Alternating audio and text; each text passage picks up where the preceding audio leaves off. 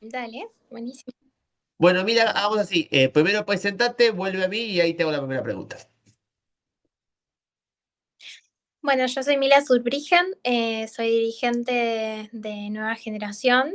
Somos una agrupación que es nacionalista del siglo XXI. Defendemos la soberanía, militamos la renovación de la política y creemos en pensar la Argentina del siglo XXI soberana, ¿no? Que creo que es hoy una de las grandes discusiones que se da en la Argentina. Para nosotros es muy importante entender el eje de cómo vamos a encarar los nuevos desafíos tecnológicos y que nos representa la cuarta revolución industrial frente a la Argentina del futuro y del presente y, y pensar en que esa Argentina pueda ser soberana es una de las principales causas que militamos.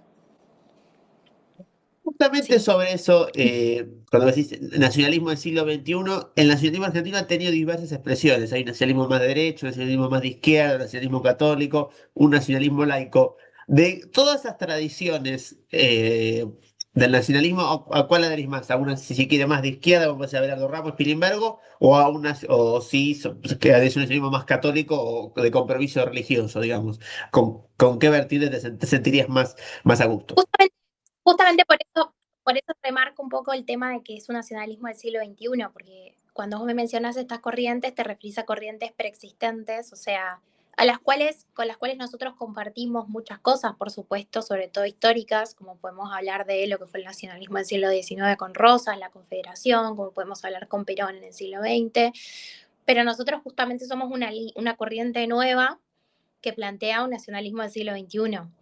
Y en ese marco es tomar los valores de los siglos anteriores, de cómo se defendió la soberanía en los siglos anteriores en Argentina, y repensar un nacionalismo para el siglo XXI. Por lo cual, te diría que somos como una especie de corriente nueva, que un poco hoy en día se está expresando, yo te diría prácticamente en la sociedad argentina, ¿no? Como es lo último que pasó con la ley de tierras.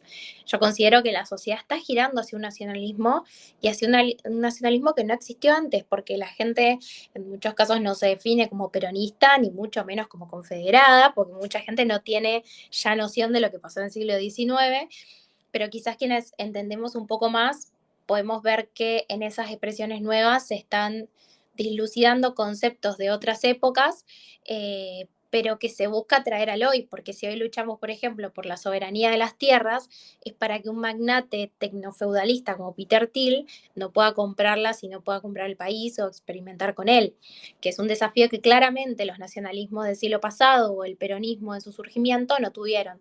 Por lo tanto, somos una corriente nueva de nacionalismo. Digamos, se cumple lo que decía el Papa Francisco cuando decía que estamos viendo la Tercera Guerra Mundial en cuotas, no porque un pueblo se vaya a quedar con que se vaya a quedar con otro pueblo, sino como que la Tercera Guerra Mundial en cuotas es por los recursos naturales. La ley de tierras sería una expresión de eso, digamos. Sí, sí, se podría decir que sí.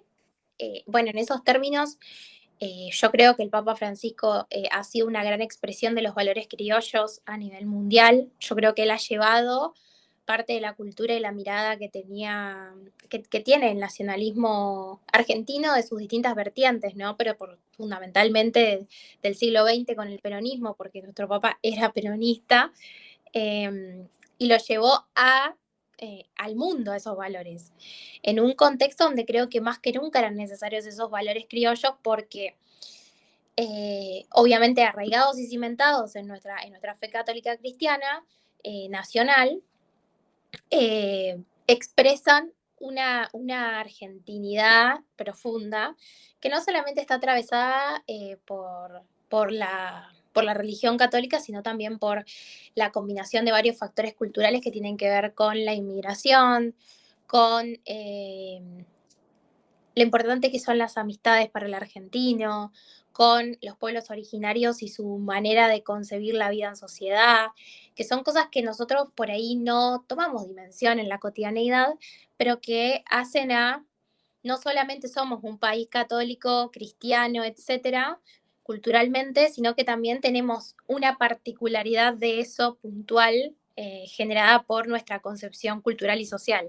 Entonces es como que eh, era un momento muy puntual en que el mundo realmente necesitaba un argentino pudiendo plantear los valores criollos a nivel mundial, y me parece que eso se dio gracias al Papa Francisco y que también ahora lo traspolamos a la Argentina y sí, estamos atravesando un momento donde esa referencia respecto a la autodeterminación de los pueblos, que la dejaba muy clara el Papa Francisco, en un mundo donde se está perdiendo el derecho internacional, donde una de las figuras más importantes de una de las potencias más importantes del mundo pretende comprar un territorio, como por ejemplo Groenlandia.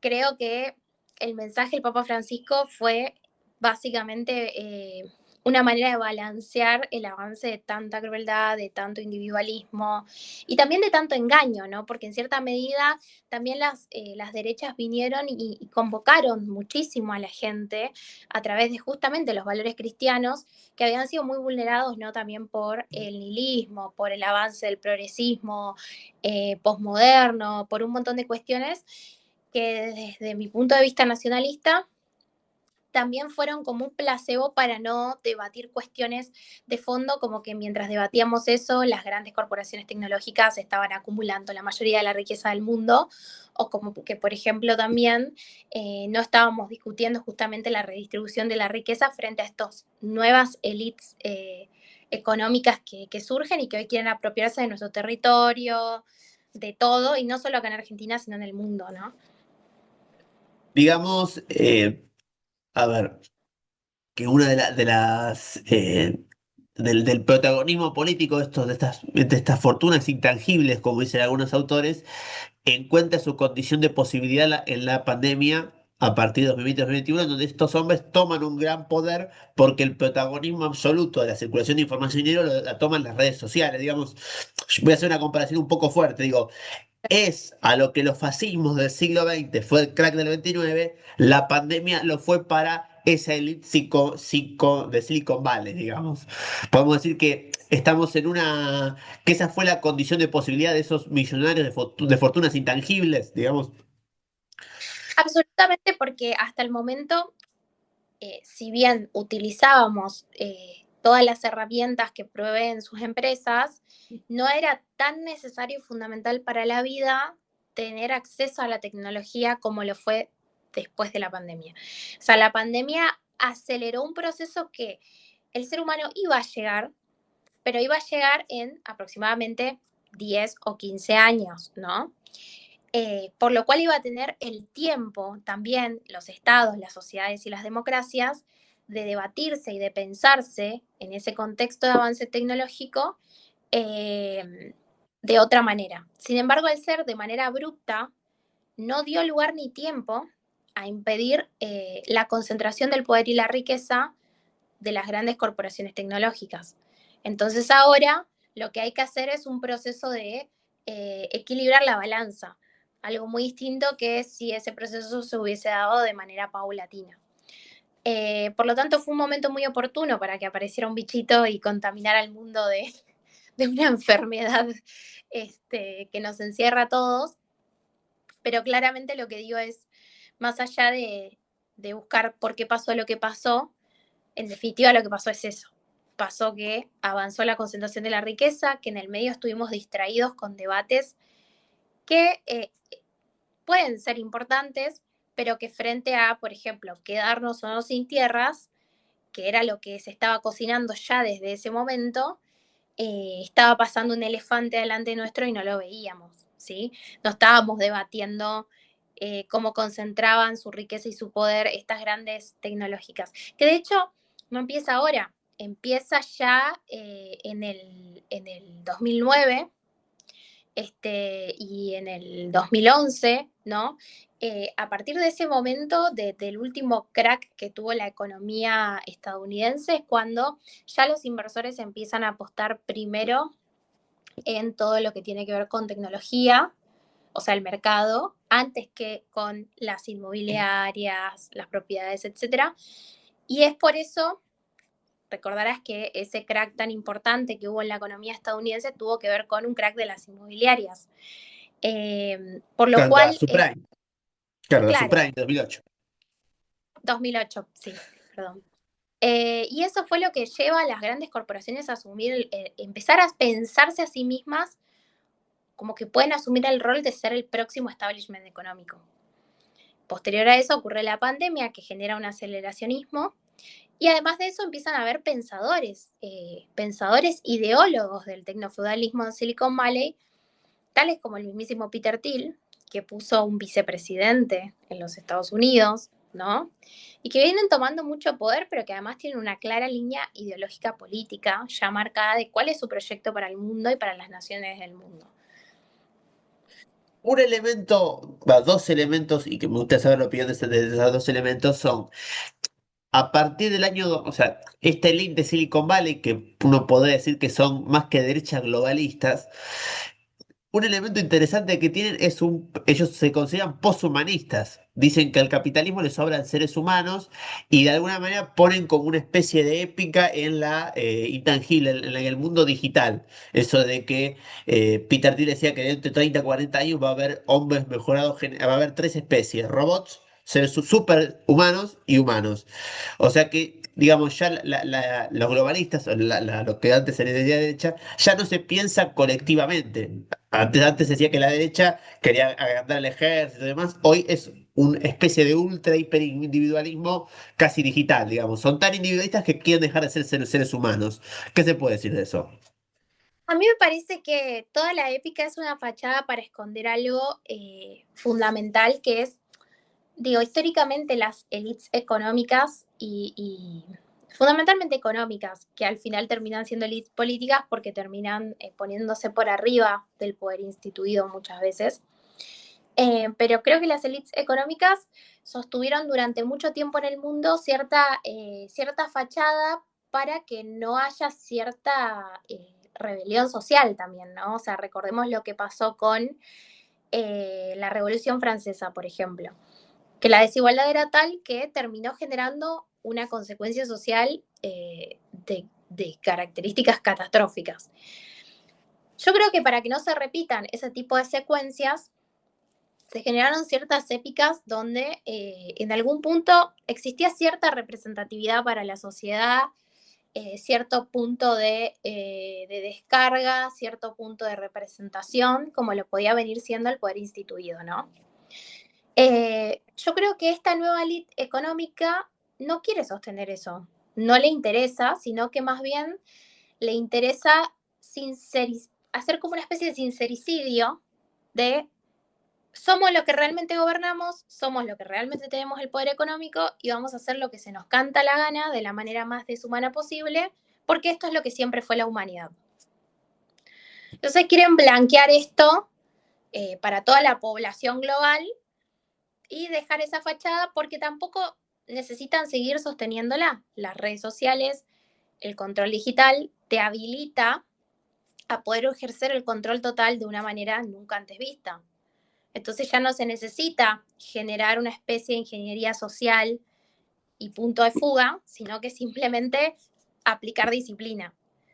Por eso es tan fuerte lo que estamos viviendo a nivel global, por eso es tan fuerte como vemos a ciertas situaciones que, por ejemplo, se ven en Medio Oriente, y más allá del repudio, de los contratos internacionales, de las cuestiones que tienen que ver con la geopolítica, de la ONU, de la ruptura de acuerdos internacionales y de incluso la mala imagen que están teniendo algunos países respecto a lo que están haciendo, pareciera no importar.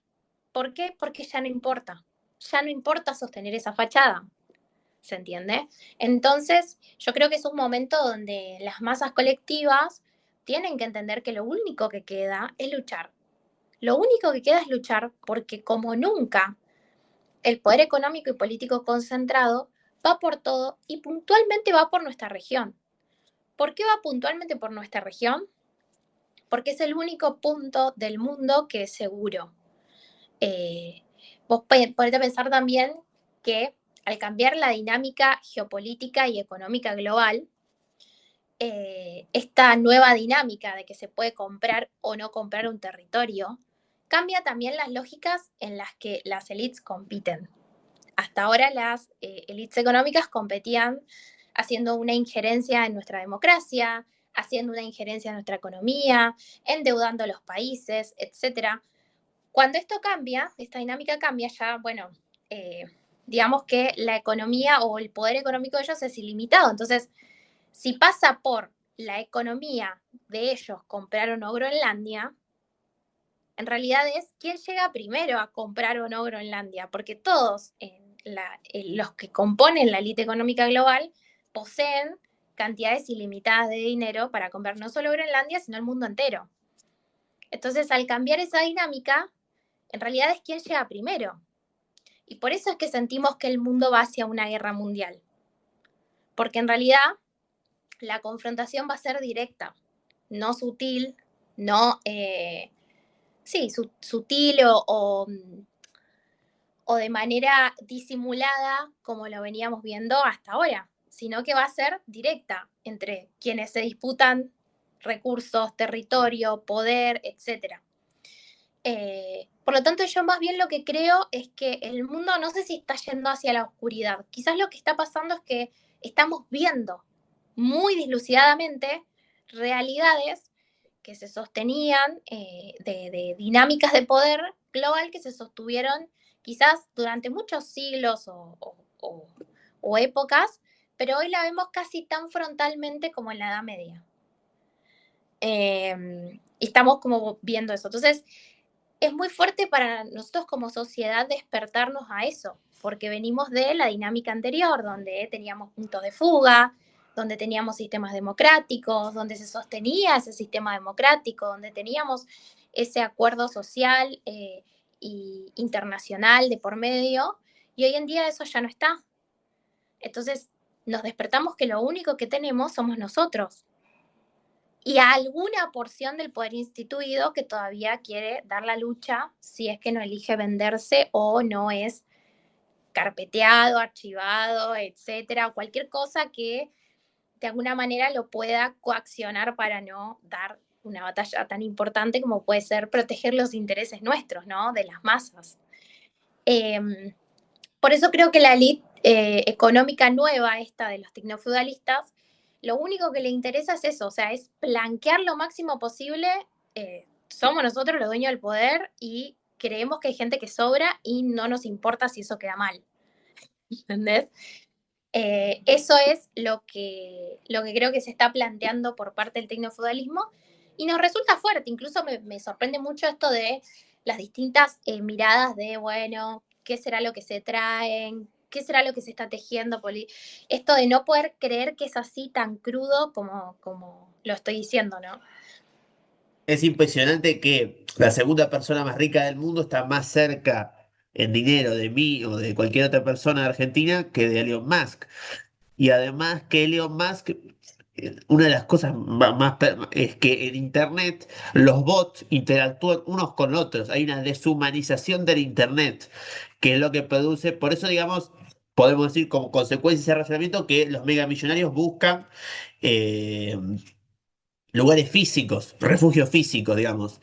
La, ¿Crees que de alguna manera va a seguir una deriva prebendaria de los recursos naturales en la Argentina? ¿Que la ley de tierras es el inicio nada más? Se cortó.